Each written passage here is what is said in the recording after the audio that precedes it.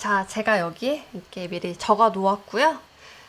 우리가 이 히스토리를 통해 우리 인류의 방향은 어떻게 움직여 왔는지 한번 보겠습니다.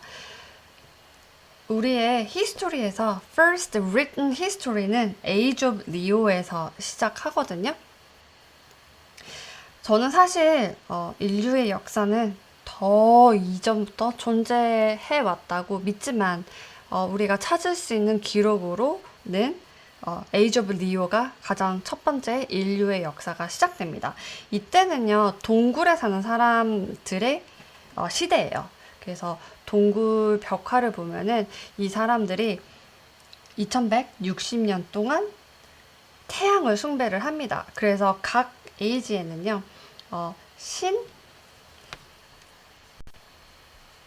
신적인 그런 존재가 탄생합니다.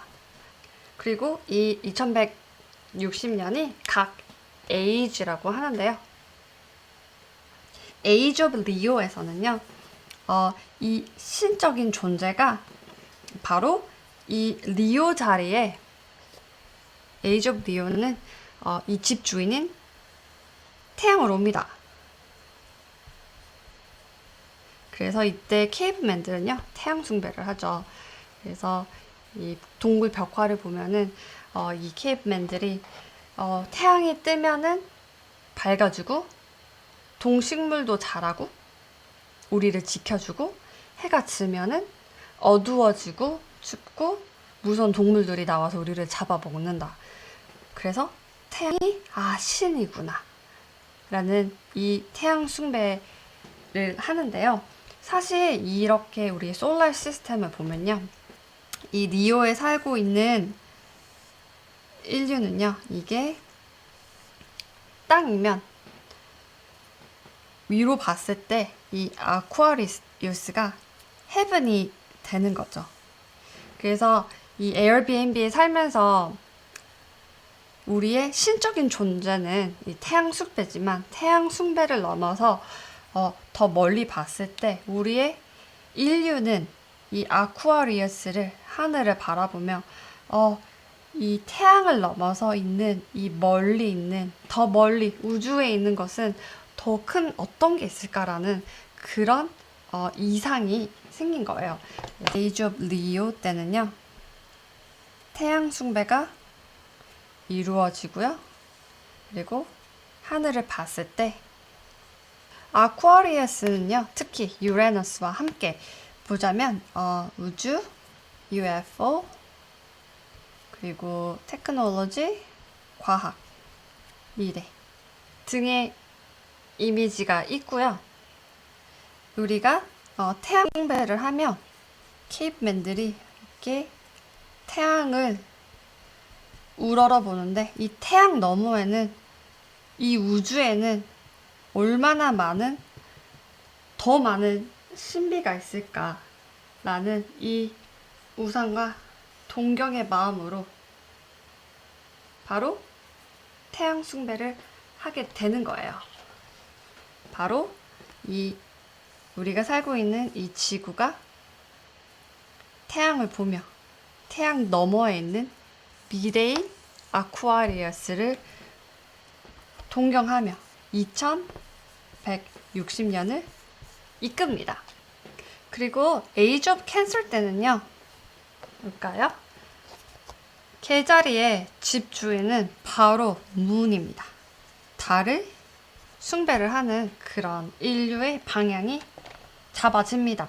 그러면 캔슬은 집, 가족, 어머니, 그리고 아이를 낳는 것, 어린 시절, 그리고 또 마을, 이 정도의 의미가 있겠네요.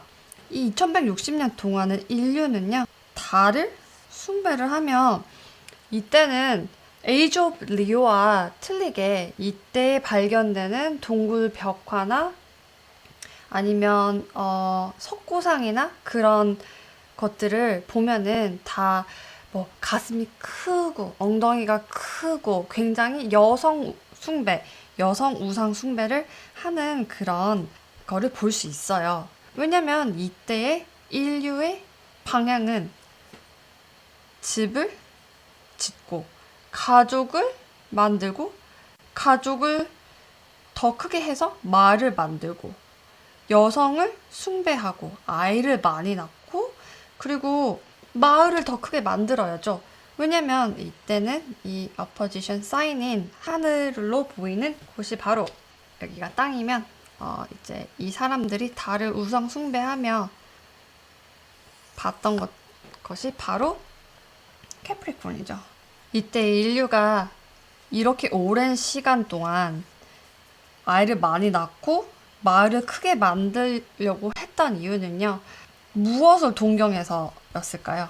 바로 캐프리콘 더 큰 마을. 결국엔 나라가 형성되는 거죠. 국가.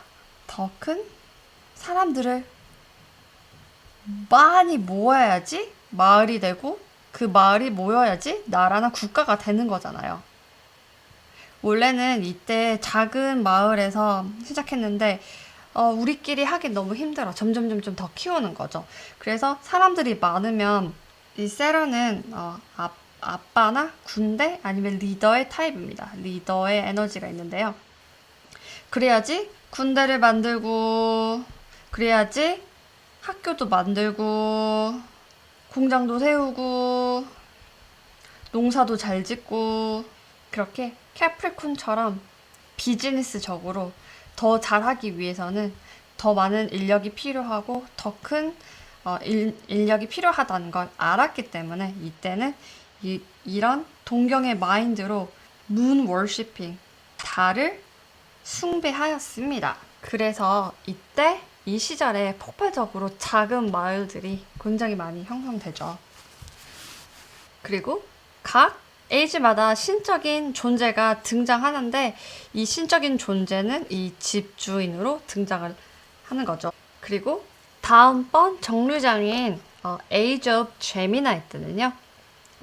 이때의 신적인 존재는 제가 집주인으로 온다고 했죠. 이게 바로 머큐리로 옵니다. 머큐리가 제미나의 자기 집에 있을 때는요. 이 사인은 바로 언어, 소통. 머큐리는요. 언어와 소통, 짧은 거리의 이동, 물물 교환이라는 그런 의미가 있는데요. 그래서 이 Age of Gemini 때는요. 언어의 탄생이 일어납니다. 그래서 이때의 신적인 존재는 언어, 랭귀지입니다. 이 전 시대 때만 해도 작은 빌리지에서 옆 동네는 도대체 어떻게 사는지 모를 정도로 정말 그렇게 사람들이 살았겠죠. 왜냐면 이때 처음으로 바퀴라는 것이 인벤션이 됩니다. 이렇게 마차에 실을 수 있는 World First Vehicle 수레가 탄생을 합니다. 그래서 마을과 마을 사이에 산이 이렇게 있었는데 예전에는 이렇게 산에 올라갔다가 내려오는 그런 물물 교환이나 그런 소통을 하는 게 있어서 굉장히 어려웠는데요. 이 수레의 바퀴의 인벤션으로 사람들 간에 짧은 거리의 이동이 일어납니다. 그렇게 사람들이 이동 거리가 조금 더 커지다 보니까 그러다 보니 물물 교환이 생기고요. 언어가 생기다 보니까 물물 교환을 하기 시작하니 이제 시장이 생겨나는 겁니다. 시장. 그리고 시장이 생기다 보니까 이제 사람들이 외상도 하고 물건을 미리 지불하기도 하고 그런 이제 비즈니스가 형성이 되는 거죠. 그렇다 보니 이제 이런 서류나 아니면 이제 글을 써서 뭔가의 인포메이션을 남기는 그런 것들이 굉장히 중요해지죠. 그래서 이때는 정말 언어가 신입니다. 그래서 이 바퀴를 타고 사람들이 짧은 거리를 이동을 하면서 마을과 마을 사이에 예전에는 너무 멀어서 아니면 만들 수 없었던 이 부분에 이렇게 중간에 장터를 만들고 쉬어가는 곳을 만들고 하는 그런 시대가 옵니다. 그리고 이때 인류들은요, 이 언어와 짧은 거리에 이동을 하면 어떤 거를 우상 숭배를 했을까요? 바로 여기가 땅이면 하늘이죠. 하늘을 보니 세지테리우스와 주피터가 있습니다. 세지테리우스와 주피터는요, 언어를 넘은 고급 정보. 여기가 유치원과 초등학교라면 여기는 박사, 석사, 학사를 받는 곳입니다. 그래서 고급 정보와 그리고 먼 거리 이동, 세계적인 비즈니스, 이상, 이데올로기, 그리고 종교 등과 같은 믿음, 나의 이상, 내가 믿고 싶은 그런 이데올로기가 있는 그런 사인이거든요. 그래서 이 에이지 오브 제미나이 때요, 사람들이 이 언어 소통, 짧은 거리 이동과 물물교과 시장과 서류에 목숨을 걸었던, 정말 포커스를 했던 이유는요, 멀리 봤을 때 더 많은, 더 멀리 있는 곳으로 가고 싶었고, 짧은 거리가 아닌 더 멀리, 거기는 뭐가 있을까? 그리고 더 많은 고급 정보는 도대체 뭐가 있을까 하는 그것에 동경하는 마음으로, 하늘을 동경하는 마음으로 이 에어비앤비 집주인을 신적인 존재로 모셨다는 겁니다. 그리고 다음번 에이지인 에이지 오브 토레스 때는요, 당연히 신적인 존재가 집주인으로 오니 비너스로 오겠죠. 그래서 이때 시대는요, 아름다움과 미적인 것에 사람들이 신이라고 생각을 합니다. 이때에 가장 도드라지는 문명이 있다면 바로 고대 이집트입니다. 고대 이집트의 그런 유산을 보면요, 정말 토레스의 성향이 정말 잘 드러나는데요. 비너스는요, 럭셔리 끝장판이죠. 럭셔리, 풍요, 그리고 의, 식, 주. 지구에 나는 모든 것을 뜻하는 의식주, 풍요와 아름다움. 에이지 오브 토레스다 보니까 황소 석상이 굉장히 많습니다. 불상이 정말 많죠. 이때 정말 아예 소를 신성시 여겼습니다. 그런데 또 이 고대 이집트는 이 럭셔리, 풍요, 의식주, 아름다움만 유명한 게 아니라, 사실 고대 이집트는 이때 살았던 사람들이 동경했던 것이 더 유명하죠. 바로 4호세기입니다. 다음 세계. Underworld. 지하 세계죠. 그래서 스콜피오 아키타입을 보면요, 스콜피오는 처음에 언더월드 지하 세계의 땅에서 이렇게 기어 다니다가 트랜스폼을 해서 이제 이글이 됩니다. 그래서 하늘을 날아다니면서 이제 큰 세계를 보고, 그리고 또 한 번 트랜스폼해서 죽었다가 다시 살아납니다. 그래서 영화 해리포터에서 보면요, 거기에서 나오는 피닉스가 죽고 불에 타서 자기가 죽은 그 애쉬에서 다시 태어나는데, 그게 스콜피오의 상징이에요. 그래서 스콜피오는 에이트하우스인데, 에이트하우스는 죽음, 나의 신변의 변화, 사후세계에 관한 그런 굉장한 의미가 많이 있죠. 그리고 플루토 자체도 트랜스포메이션. 그래서 퍼스널 차트에서는요, 이 플루토나 스콜피오가 있을 때 보통 정말 자기 자신을 completely change 하거나, 많은 여성분들은 이때 뭐 결혼을 하거나 아이를 낳거나 하는 경험을 또 하시거든요. 그래서 이 고대 이집트를 살던 에이지 오브 토레스를 살았던 이 사람들은요, 이 아름다운 문화를 만들면서 그들이 동경했던 건 하늘에 보이는 스콜피오, 플루토의 사후세계, 다음 세계 언더월드였기 때문에 이 고대 이집트라는 굉장히 유니크한 이런 문화유산을 만들어 갈 수 있었던 거예요. 그리고 에이지 오브 에리스 때는요, 당연히 Age of Aris니까 집주인이 신적인 존재로 옵니다.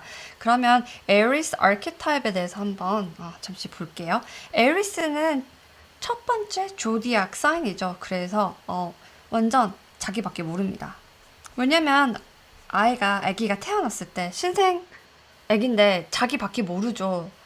지금 태어난 지 얼마 안 됐는데 어떻게 남을 알겠습니까? 그래서 자기밖에 모름. 그래서 이기적이죠. 이기적. 아기들은요, 모르는 게 많기 때문에 뭐든지 다 궁금한 게 있으면 손으로 만져봐야 되고, 입에 넣어서 먹어봐야 되고, 다 경험을 통해서 배워야 되는 사인이기 때문에 무조건 드림입니다. 그리고 성격이 급하죠. 그것 때문에. 그리고 Mars는요, 정말 마스큘런한 양기가 가득한 사인이죠. 이 에이지 때는요, 마스가 전쟁의 신으로 옵니다. 이때는 정말 인류의 암흑기라고 볼 수 있습니다. 왜냐면 인류 전체가 전쟁을 하는 시기였었거든요. 전쟁만이 답이고 전쟁이 시인이다. 이 시대에 살았던 사람들은요, 여기 살면서 하늘을 쳐다보니 리브라가 떠 있습니다. 이때 살았던 인류의 동경 대상은요, 전쟁을 신으로 삼았던 이유는요, 그죠? 리브라는 평화의 상징입니다.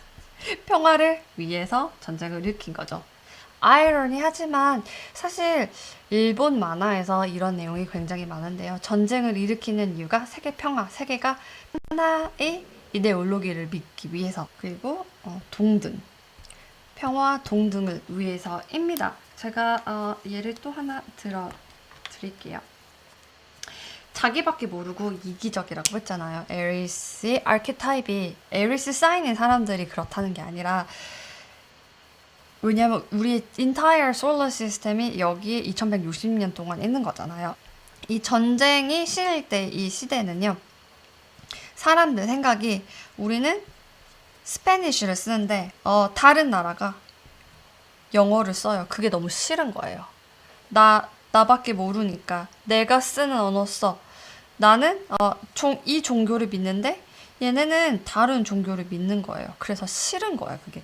그래서 동등한 내가 중심인 평화와 동등을 위해서 다른 나라에 가서 전쟁을 일으키는 거죠. 다 똑같이 만들려고요. 그래서 일어난 게 전쟁입니다. 이 시대는. 그리고 우리의 솔라 시스템은 우리가 이전 사이클이었던 에이지 오브 파이시스로 들어가죠. 이 사이클은 2012년에 끝났다고 하지만 우리는 아직 에이지 오브 파이시스와 에이지 오브 아쿠아리우스 사이에 왔다 갔다 하고 있고 두 가지가 함께 공존하고 있는 현실에 살고 있습니다. 아무튼 에이지 오브 파이시스 때는요, 똑같이 신적인 존재가 집주인으로 오죠. 그러면 넵튠이 이 신적인 존재로 오는데요. 그거를 알려면 파이시스에 관한 그런 아키타입에 대해서 알아보도록 하겠습니다. 파이시스는요, 조디악의 마지막 사인인 12하우스죠. 여기는 선이 없고 바운더리가 없는 곳이에요. 다 믹스하는 곳입니다. 다 짬뽕시키는 그런 곳이고요. 그리고 선이 없고 바운더리가 없고 무조건적인 믿음과, 그리고 바다, 안개가 가득 낀 그런 곳, 보이지 않는 곳에 관한 그런 뜻이 있어요. 그리고 넵튠을 정말 잘 설명하는 이미지 중에 테러 카드에서 행드맨이 있습니다. 행드맨은 어떻게 그러냐면 이렇게 어떤 이런 사람이 있는데, 이렇게 나무에 매달려 있는 이 행드맨이 바로 이 파이시스의 카드이거든요. 그래서 세상을 거꾸로 보는 거예요. 세상을 다른 시선으로 봄. 그래서 예를 들어서 실제로는 하트를 보냈는데 이렇게 거꾸로 매달려서 다른 시선으로 보면은 화나 있는 모습으로 보여질 수도 있고요. 분명히 이렇게 화나 있는 모습을 보냈는데 사랑이라고 잘못 볼 수도 있는 그런 헷갈리는 그런 에너지가 있는 곳입니다. 12하우스는요. 그럼 반대로 벌고는 어떤 느낌이 있을까요?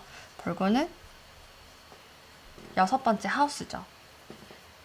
12번째 하우스는 선이었으면 여기는 선이 있습니다. 선을 딱 긋는 거죠. 여기는 선이니까 들어오지 마. 딱 여기까지야. 선이 확실하고 그리고 뭐든지 퍼펙트합니다. 만약에 정말 방대한 자료가 있고 서류가 있잖아요. 그러면 벌고 한 대 가져다 주면 됩니다.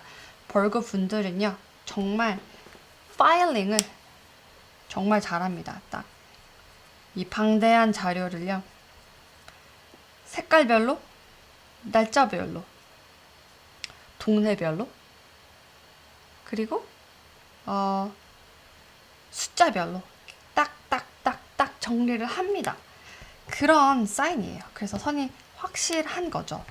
그래서 이 벌고 사람들은요, 에이저 벌고 때는요, 이 정말 많은 문화유산에 남아있는 정말 퍼펙트한 신전들, 지금의 우리 기술로도 만들 수 없는 그 성당의 천장들, 카테드럴 이런 것들이나 조각들, 정말 정말 정말 한치의 오차도 없는 그런 퍼펙션을 가진 것들이 벌고의 아키타입이고요.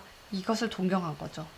그래서 인류가 이 에이지에 살 때 하늘을 보니 이 퍼펙트한 벌고가 있습니다. 그래서 이 하늘의 퍼펙트함, 하늘의 완벽함을 보고 동경을 해서 이 에이지 오브 파이시스 때는요, 이 신적인 존재가 집중으로 드디어 종교로 옵니다. 종교의 탄생.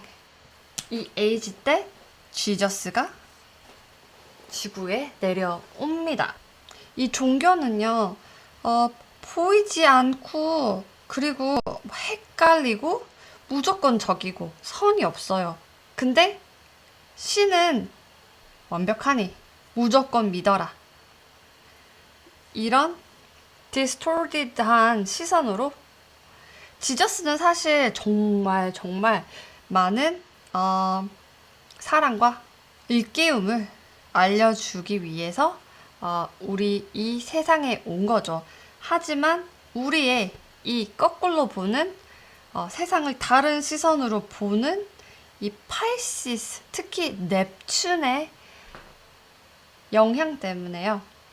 제가 아까 말씀드린 것처럼 분명히 사랑을 보냈는데 사랑이라고 본 게 아니고 이렇게 화가 남으로 잘못 해석하거나 이거를 이쪽으로 해석하는 그런 헷갈리는 에이지를 우리의 인류가 살게 됩니다. 그리고 제가 앞서서 말씀드렸다시피 넵튠, 파이시스, 12하우스 이 컨비네이션은요 바로 트라우마 콤비네이션입니다. 어떤 트라우마를 우리 인류에게 남겼냐면요. 당연히 에이지 오브 에리스 때는 전쟁을 했던 시기였기 때문에 그때도 굉장한 트라우마가 있었겠죠. 하지만 에이지 오브 파이시스가 남긴 트라우마는요. 특히 트라우마 사인이니까 그 트라우마가 에너지가 더 크겠죠. 이 트라우마는 바로 The God Complex로 옵니다. The God Complex는요. 신이 다 해준다. 신이 결정한다. 우리는 하찮은 존재다. 라는 믿음의 트라우마를 남기게 됩니다. 이게 2160년 동안 이렇게 살았으니까 얼마나 많은 세대가 이 넵튠이엔, 파이시엔 종교가 신인 에이지를 살았겠어요. 그래서 DNA는 말이죠.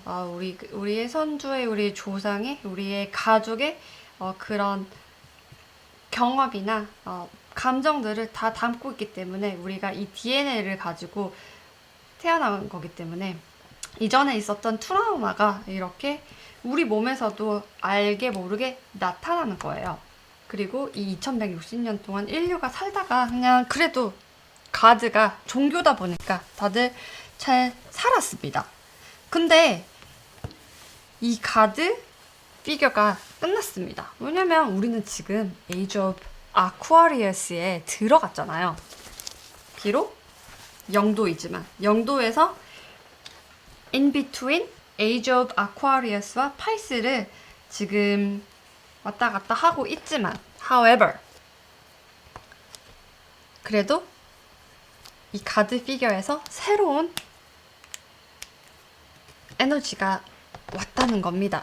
그래서 지금 우리는 에이지 오브 아쿠아리어스에 들어왔죠.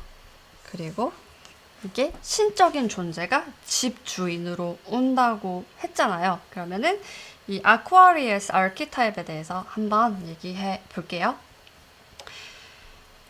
이거는 미래 UFO 아쿠아리어스랑요 유레너스는 미래지향적이고 UFO, 에일리언, ET, 테크놀로지, 사이언스 정보 공유 그냥 정보 공유가 아닌 오픈되어 있는 그런 정보 공유를 뜻합니다. 왜냐하면 아쿠아리어스는 다 알아야 합니다. 다 알아야 해요. 그래서 지금 우리가 살고 있는 현재를 예를 들어서 우리가 무엇을 하려고 하면은 우리의 정보 공유를 다 해야 하죠. 오픈해야 하죠. 옛날에는 사람들이 자기의 소셜 인슈런스 넘버나 자기 나이나 이런 것도 속이고 살 수 있는 그런 시대가 있었어요. 분명히. 하지만 지금 현재 정말 점점 더 불가능해지고 있다는 거. 그리고 테크놀로지와 사이언스가 점점 더 발달을 하기 때문에 모든 것이 이 사이언스와 테크놀로지 베이스로 업그레이드를 합니다. 그래서 이 에이지 오브 아쿠아리어스 때는요, 돈의 개념도 테크놀로지로 바뀝니다. 그래서 크립토커런시나 인터넷 커런시, 페이퍼 머니가 아닌 이 테크놀로지에 모든 사람들이 공유하고 오픈할 수 있는 시스템인 크립토가 이 새로운 돈의 개념으로 이 에이지 때 바뀐다는 거는 언제가 될지 모르겠지만 저는 확실하다고 생각을 해요. 그리고 모든 걸 다 테크놀로지와 사이언스로 업그레이드를 하려다 보니까 이 에이지 오브 아쿠아리어스는요. 그리고 AI도 있겠네요. AI. 그래서 이 에이지 오브 아쿠아리어스에는요. 신적인 존재가 이 집주인의 피겨에서 온다고 했잖아요. 그래서 이런 아키타입을 봤을 때 이 존재가 아마 테크놀로지, 이 테크놀로지가 사이언스가 신적인 존재로 오게 됩니다. 그리고 우리 인류는 무엇을 동경하게 되는 걸까요? 이거를 보니까 이게 제일 처음에 The first written history in cavemen들, 동굴에 사는 이 사람들이 동굴 벽화를 남기면서 하늘을 쳐다보고 이 아쿠아리스, 방대한 미래의 우주를 보고 동경한 시대였던 이 시대와 지금 반대가 되었네요. 이 케이브맨들이 꿈꾸고 동경했던 이 에이지 오브 아쿠아리어스, 우리가 지금 현재 살고 있어요. 대신 우리는 이 리오를 동경하면서 테크놀로지가 신의 신적인 존재로 오는 거죠. 그러면 리오의 아키타입은 어떤 게 있을까요? 리오는요, 리더십? 그리고 그냥 리더십이 아니죠. 인간적인 리더십. 그리고 리오에서 가장 크게 부각되는 거든요. 바로 heart입니다. 사랑. 도대체 이 인간적인 것과 사랑을 동경을 해서 테크놀로지가 신이 된다는 건 어떻게 해석을 해야 할까요? 여기에 클루를 가지려면요. 그리고 또 하나 제가 잊어버린 게 있습니다. 에이지 오브 아쿠아리어스는요. 특히 유라너스와 함께 자기 홈사인이 있을 때는 브레인 같이 안 생겼나요? 뇌, 사랑, 심장. 이것이 틀린 점입니다. 이 사이언스, 뇌처럼 안 생겼네요. 오마이갓, 어떻게 그래야지 뇌가 될까요? 뇌에 관련된 그런 머리, 에너지, 정보 공유, 사이언스, 테크놀로지, 이 뇌의 사인입니다. 우리가 너무 머리, 생각, 테크놀로지에 포커스를 하면 점점 AI화 돼가는 거죠. 왜냐면 제가 앞서서 말씀드렸다시피 이 테크놀로지와 사이언스, 브레인의 바탕으로 모든 것을 다 업그레이드를 하면은 결국 사람들은 사람들 자체도 AI화 할 수도 있어요. 지금도 이미 일론 머스크가 머리에 칩을 심겠다. 몸에 칩을 심겠다. 우리의 시력을 더 좋게 하겠다. 테크놀로지로. 그런 말이 많죠. 그래서 이게 그냥 꿈 같은 말이 아닙니다. 에이지 오브 아쿠아리어스에서는요. 당연히 가능한 이야기이거든요. 하지만 우리가 동경하는 것은 사실 인간적인 사람다운 휴먼 심장을 가진 인간의 모습을 우리가 동경을 하는 거예요. 왜냐면 우리가 점점 이 모습을 잃어갈 수도 있기 때문이거든요. 우리가 우리 몸도 업그레이드하고 뇌도 업그레이드하고 모든 칩을 몸에 심어서 이제 더 이상 크레딧 카드도 안 가지고 다녀도 되고 뭐든지 자동화가 돼버리면은 우리 인간은 그럼 사람일까요? 컴퓨터일까요? 그죠? 이것도 아니고 저것도 아닌 그런 상태가 될 수도 있는 거예요. 그리고 제가 정말 또 인터레스팅하게 생각하는 것 중에 하나가 뭐냐면요. 이 UFO랑 ET, 에일리언 쪽으로 굉장히 연구를 많이 하신 분이 있는데요. 린다 몰튼 하우라고. 제가 그분 다음에 또 소개시켜 드릴게요. 이분이 정말 옛날부터 이런 UFO나 에일리언에 관한 경험을 하신 분들을 인터뷰를 진짜 많이 했어요. 예전에는 이렇게 비행 물체가 이렇게 와서 사람들을 납치를 하는 사건들이 많았다고 합니다. 이제 더 이상 이런 얘기는 안 하지만 다 거짓말이라 하지만 실질적으로 이 일을 겪었던 사람들이 남긴 자료들이 굉장히 많고 이 린다 몰튼하우 이 분께서 굉장히 많은 자료를 정리를 하셨는데요. 이 분이 남긴 말씀 중에 정말 와닿는 문구가 있어요. 이 UFO 그리고 외계인 납치는요 사실 불가능하다고 하더라고요. 왜냐면 이 UFO나 외계인 다른 세계의 빙들은요 우리보다 테크놀로지가 더 좋겠죠? 이 higher dimension 애들은요 절대 브레이크 할 수 없는 룰이 하나 있대요. 그것은 바로 free will입니다. free will을 브레이크 할 수 없기 때문에 납치를 할 수 없대요. 그래서 실제로 이거를 경험했던 사람들은 미래에 아주 먼 미래에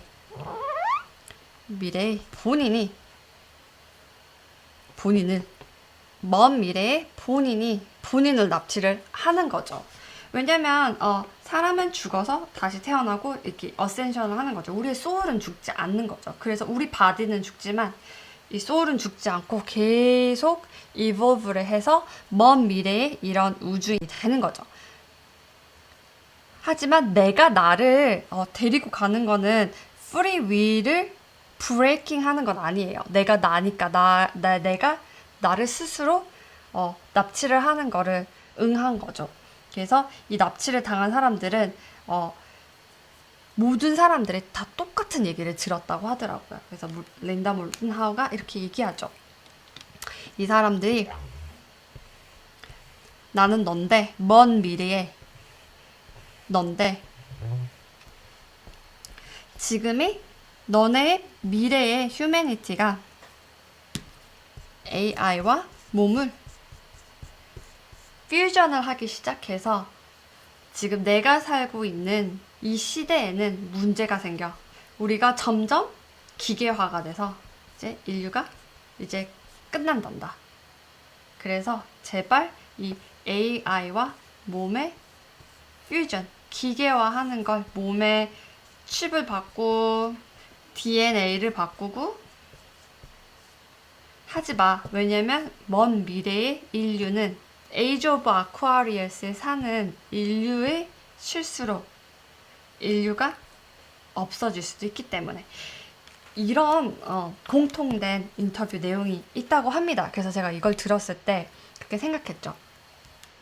에이지 오브 아쿠아리어스 때는 너무너무 테크놀로지에 사람들이 처음에 너무 열광을 하다가 정신을 차리고 보니 가장 멋있는 건 인간적인 것이고 사람다운 것이고 휴먼다운 것이고 이 선조 때부터 내려왔던 나의 휴먼 DNA를 그대로 가지고 있는 것이구나 하고 이 가드 피겨가 테크놀로지로 온다고 했잖아요. 하지만 이 테크놀로지는 두 가지 종류가 있어요. Nature Technology 그리고 Science Technology 이렇게 나누어져서 가게 된다고 하더라고요. 이 Nature Technology는요. 어떻게 선조들이 피라미드를 지었는지 텔레파시를 통한 언어 교환, 정보 교환 그리고 텔레포트를 통한 순간 이동을 통한 여행. 사이언스는요, 그렇죠, 연료, 공학 등의 과학적인 접근으로 우주 여행이나 새로운 건물 등을 짓는 그렇게 사이언스 베이스로 가게 되면 AI 베이스로 가게 되는 거고요. 이 Human Nature Technology 우리의 선조들이 썼던 텔레파시나 텔레포트 그리고 매직 마법으로 이런 메가 스트럭처를 만든 이런 우리가 지금은 알 수 없지만 비밀로 어디인가 잘 봉쇄되어 있겠지만 사람들이 쓸 수 있는 이 Natural Nature Technology 우리 DNA 속에 숨어있는 이 테크놀로지가 바로 가드 피겨가 되겠습니다. 그래서 네이처 테크놀로지로 가느냐, 사이언스 테크놀로지로 가느냐는 우리가 앞으로 살아가면서 우리가 정해야 하는 그런 과제인 것 같고요. 지금도 이미 많이 보이죠. DNA를 바꾸는 그런 rMNA 주사도 있고요. DNA 진 테라피도 있고요. 그죠? 진 테라피.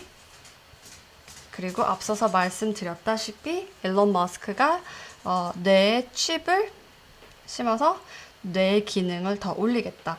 그래서 이 신테릭 버전을 만드느냐 아니면 그런 신테릭한 과학적인 거 필요 없고 나는 내 몸을 지키겠어. 지금도 이런 것들이 벌써 보이죠. 그래서 우리가 왜 이런 변화되어진 그런 2023년을 살고 있느냐는 바로 이 태양 버스 노선이 어디로 가고 있기 때문인지를 보고 우리가 유추해 볼 수 있습니다. 그러니까 말씀드렸다시피 우리는 에이지 오브 아쿠아리어스에 들어갔죠. 자, 어떠세요? Astrology Cycle. 굉장히 인포메이션이 많죠. 이게 얼마만큼 여러분들 에게 도움이 되었는지 이해가 가셨는지는 잘 모르겠지만 저 개인적으로는 이것이 굉장히 중요하다고 생각합니다. 그리고 마지막 정리. 우리는 스몰 사이클, 바로 트로피컬 애스트롤로지, 우리의 생로병사를 보는 24시간, 1년, 시즌이 바뀌고 그 스몰 사이클이 있고요. 그리고 빅 사이클은 큰 사이클이죠. 베이릭 애스트롤로지, 육아 사이클, 사이디리얼, 그렇죠. 인류의 방향 제시를 해주는. 여기까지 우리 애스트롤로지의 사이클에 대해서 배웠습니다. 그러면 다음 영상에서는요, 이 사이클에서 어떤 애스트롤로지 시스템이 있는 것인지 대해서 설명하는 시간을 가질게요. 여러분, 제 영상 듣는다고 정말 수고하셨어요. 그리고 이 사이클에 대한 이해를 꼭 하셨으면 좋겠습니다, 여러분. 그리고 저는 영상을 마치면서 여러분에게 힐링 프리퀀시를 보내드릴게요. Bye for now.